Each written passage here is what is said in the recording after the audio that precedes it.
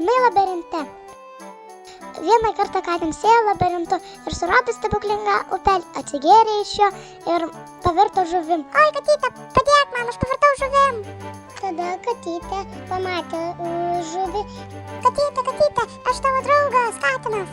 Ir ta katytė pabūrė, kad vėl būtų jo draugas, katinas, o ne žuvis.